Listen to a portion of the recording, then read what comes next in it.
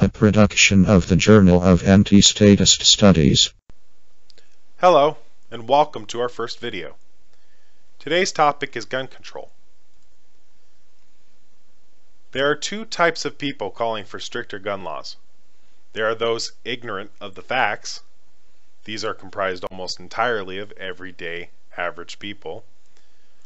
Then there are those with ulterior motives. These are mostly political elites. I will address the concerns of the first type and then move on to those of the second. There have been a total of 572 deaths due to spree killings in the U.S. in the past 150 years.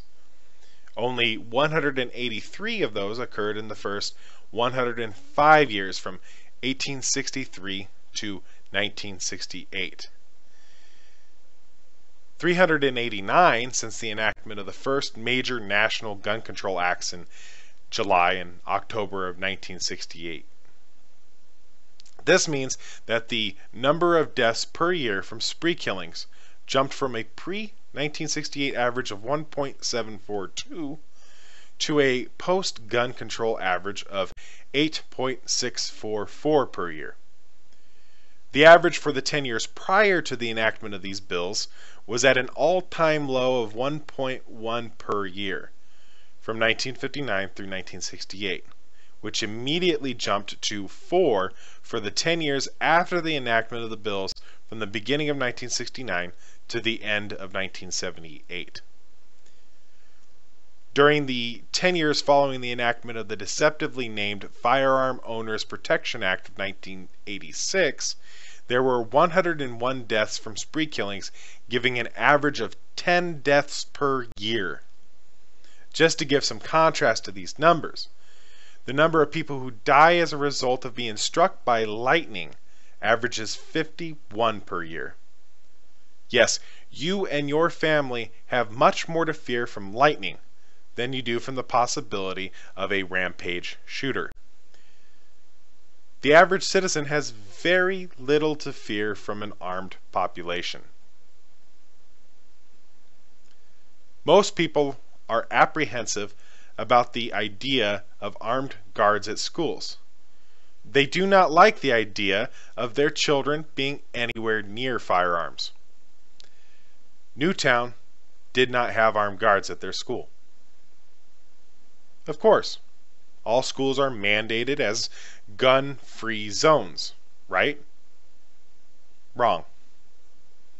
A high percentage of politicians in Washington, D.C. and CEOs of large corporations send their children to schools with armed guards, including Obama's daughters. Why is this? Well, the answer seems simple enough, but I feel it is important to analyze this phenomenon a little bit deeper. The reason political elites send their children to schools with armed guards is the same reason they have armed guards themselves. Because they have a genuine reason to fear for the lives of themselves and their families. People in positions of power often take unpopular actions which can have drastic effects upon large segments of the population. People in positions of power have less to fear from an unarmed citizenry. They are freer to do and allow the actions they believe to be in the domain of government and corporations. They know gun control laws do not protect the average citizen. They don't care. They know that gun control laws will not disarm their security guards, their armies, or their police forces. There is no way for gun control laws to negatively impact their own safety. Succinctly put, a society with an unarmed proletariat is a safer and easier to exploit environment for an armed bourgeoisie.